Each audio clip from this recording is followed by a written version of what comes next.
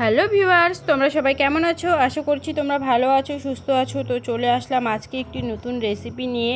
Recipe ভালো লাগলে অবশ্যই লাইক কমেন্ট শেয়ার করতে ভুলবে না, আর চ্যানেলটিকে অবশ্যই সাবস্ক্রাইব করে আমার পাশে থেকো। তো আজকে রেসিপি হলো পাকা কাঁঠালের বড়া।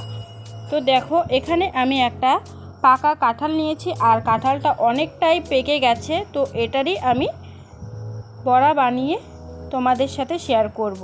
তো তার জন্য আমি কাঁঠালটাকে ভালো করে কেটে নিচ্ছি মাঝখান থেকে, আর এভাবে কাটলে ভালো হয় অনেকটাই।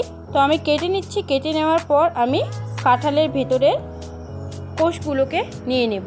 তার জন্য প্রথমে একটু হাতের মধ্যে সর্ষের তেল লাগিয়ে নিচ্ছি, আর সর্ষের তেলটা লাগালে আঠাটা লাগবে না হাতের মধ্যে, তাই আমি সর্ষের তেলটাকে ভালো করে হাতের মধ্যে লাগিয়ে নিলাম। আর এরপরে আমি কাঁঠালটাকে ভালো করে, কাঁঠালের কোষগুলোকে ভালো করে বের করে নেব। তো দেখো, খুব সুন্দর অনেকটাই গলে গেছে, খুব ভালো করে পেকে গেছে কাঁঠালটা। আর এটা আমার গাছে পাকা কাঁঠাল, তো এটারই আমি আজকে বড়া বানাবো। তো কাঁঠালটাকে আমি নিয়ে নিচ্ছি, আর বীজগুলোকে আমি ফেলে দেব। তো এভাবে আমি ভালো করে বের করে নিচ্ছি একটা একটা করে। তো বের করে নেওয়া আমার হয়ে গেল। তো আমি বীজগুলোকে ফেলে দিয়ে এখন আমি রস করে নেব। তো রস করে নেওয়া আমার হয়ে গেল, আর খুব সহজেই এই রসটা বানানো যায় কাঁঠালের। আর এইদিকে আমি দিয়ে দিলাম সুজি, তারপর দিয়ে দিচ্ছি এখানে ময়দা। তোমরা চাইলে চালের গুঁড়ো দিতে পারো, আর এগুলো না দিলেও চলে, চালের গুঁড়ো। তো এখন দিয়ে দিলাম পরিমাণ মতো চিনি, আর কাঁঠালটা অনেকটাই মিষ্টি, তাই আমি পরিমাণ মতো চিনিটা দিয়ে দিলাম। তারপর সামান্য লবণ দিয়ে এখন আমি ভালো করে মিক্স করে নেব। তো ভালো করে আমি ঘেটে নিচ্ছি, আর এদিকে আমি হাত দিয়ে ভালো করে গোলাটাকে মেখে নিচ্ছি। হাত দিয়ে মাখলে মাখাটা অনেকটাই ভালো হয়, আর খুব তাড়াতাড়িও হয়ে যায়। তো দেখো, অনেকটাই গোলাটা আমার রেডি, আর খুব সুন্দরভাবে আমার কাঁঠালের গলাটা রেডি হয়ে গেল। এখন শুধু কিছুক্ষণ রেখে দেব, আর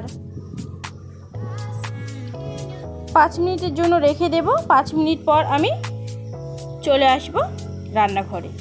তো এখন আমি কড়াইয়ের মধ্যে দেখো তেল দিয়ে দিয়েছি, আর তেলটাও গরমও হয়ে গেছে। তো এর মধ্যে আমি কাঁঠালের গোলাটাকে একটা একটা করে দিয়ে দিচ্ছি বড়া বানানোর জন্য। তো তোমরাও এইভাবে মিশ্রণটাকে আগেই বানিয়ে নিবে কাঁঠালের গলাটাকে। তো এখন আমি একটা একটা করে দিয়ে দিচ্ছি, তেল গরমও হয়ে গেছে। আর খুব সহজেই এই কাঁঠালের বড়াটা বানানো যায়। ছোট বাচ্চারা বড়রা সবাই ভালোবাসবে এভাবে কাঁঠালের বড়া বানালে, আর খেতেও ভীষণ ভালো লাগে। তো একটা একটা করে আমি উল্টে পাল্টে ভালো করে ভেজে নিচ্ছি। আমি সর্ষের তেল দিয়েছি, তোমরা চাইলে সাদা তেল দিয়েও বানাতে পারো, আবার ভালো হবে। তো একটা একটা করে আমি উল্টে পাল্টে ভেজে নিলাম। দেখো, ব্রাউন কালার করে আমি ভেজে নিচ্ছি। পাকা কাঁঠালের বড়া এভাবে বানালে ভীষণ ভালো লাগে। তো এখন আমার বড়াটা ভাজা হয়ে গেছে, এখন আমি নামিয়ে নিচ্ছি একটা বাটির মধ্যে। আর খুব হালকা আঁচেই ভাজতে হবে, এটা খেয়াল রাখতে হবে। আর এদিকে দেখো, আমার রেডি গরম গরম কাঁঠালের বড়া রেসিপিটি। খুব মুচমুচে এবং খুব ভালো হয়েছে। তো আমার এই ভিডিওটা ভালো লাগলে অবশ্যই লাইক কমেন্ট শেয়ার করবে, চ্যানেলটিকে অবশ্যই সাবস্ক্রাইব করে আমার পাশে থাকবে। নতুন নতুন ভিডিওতে আবারও দেখা হবে। আজকে টাটা।